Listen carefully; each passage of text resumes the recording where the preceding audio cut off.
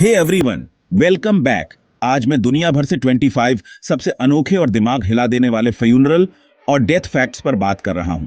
Trust me, इनमें से कुछ आपको डेथ रिचुअल्स को बिल्कुल नए तरीके से देखने पर मजबूर कर देंगे। चलो शुरू करते हैं। सबसे पहले, क्या आपको पता था कि फ्यूनरल शब्द लैटिन के फ्यूनस से आया है, जिसका लिटरल मतलब है एक डेड बॉडी? और कॉफिन और कास्केट में फर्क होता है। कॉफिन की 6 साइड्स होती है, जबकि कास्केट आमतौर पर रेक्टेंगुलर होते हैं और बाय द वे ज्यादा महंगे होते हैं। बॉडीज को प्रिजर्व करने की बात करें तो एम्बामिंग के फादर डॉ फ्रेडरिक रूइश हैं, जो एक डच साइंटिस्ट थे। एम्बामिंग फ्लूइड खुद उसे पिंक कलर से डाई किया जाता है ताकि स्किन ज्यादा नेचुरल दिखे। अब एंशिएंट जोरोस्ट्रियन ट्रेडिशन में बॉडीज को टावर्स ऑन ऑफ साइलेंस में छोड़ दिया जाता है ताकि गिद्ध और नेचर उन्हें डिस्पोज कर सकें। और यूएस मिलिट्री में फ्यूनरल्स में फ्लैग को त्रिकोण में फोल्ड किया जाता है, जो पुराने सोल्जर हेड्स की याद दिलाता है। 18वीं और 19वीं सेंचुरीज में लोग जिंदा दफन होने से इतना डरते थे कि उन्होंने सेफ्टी कॉफिन बनाए जिनमें घंटियां लगी होती थीं, जस्ट इन केस। कॉफिन शब्द फ्रेंच के कॉफिन से आया है, जिसका मतलब है एक छोटी टोकरी। और अमेरिका के 41 स्टेट्स में आप लीगली अपनी खुद की प्राइवेट फ्यूनरल घर पर कर सकते हैं, यहां तक कि अपना डेथ सर्टिफिकेट भी खुद बना सकते हैं। क्रिमेशन के बाद जो बचता है वो राख नहीं होती, बल्कि हड्डियों के टुकड़े होते हैं। वे असल में टूटे हुए सीशेल जैसे दिखते हैं।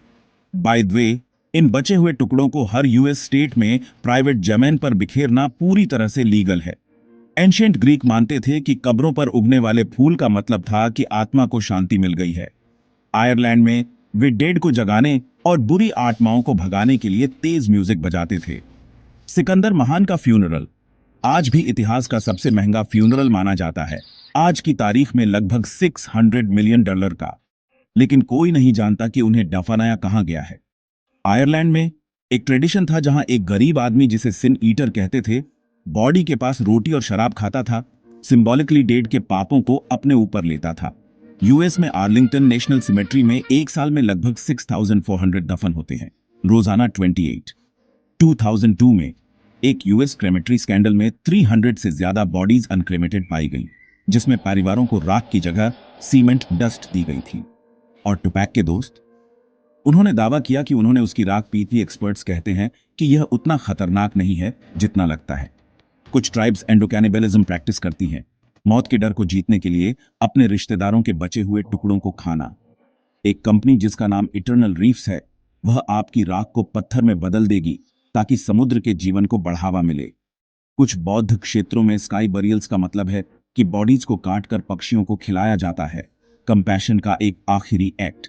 रोमन्स ने ग्रेवस्टोन्स की ट्रेडिशन शुरू की, और भले ही उनके सोल्जर्स शादी नहीं कर सकते थे, वे अपनी लव स्टोरीज उन पैठारों पर लिखते थे। घाना में कार या सोडा कैन के आकार के फैंटेसी कॉफिन डेड की पर्सनालिटी को दर्शाते हैं। एंशिएंट ब्रिटेन में सुसाइड करने वालों को क्रॉस रोड्स पर दफनाया जाता था ताकि उनकी आत्मा एक गांव को परेशान न करे। और मेडागास्कर में हर कुछ सालों में परिवार अपने पूर्वजों की हड्डियों को खोद कर निकालते हैं, उन्हें नए कपड़े पहनाते हैं और म्यूजिक और डांस के साथ सेलिब्रेट करते हैं। तो ये थे दुनिया भर में मौत और फ्यूनरल्स के बारे में कुछ सबसे अनोखे, दिलचस्प और बिल्कुल रहस्यमय फैक्ट्स। अगर आपको यह वीडियो दिलचस्प लगा तो लाइक करें, अपने दोस्तों के साथ शेयर करें, और ऐसे और अमेजिंग फैक्ट्स के लिए फैक्टो मुंडो को सब्सक्राइब करना ना भूलें। देखने के लिए धन्यवाद। अगले वाले में मिलते हैं।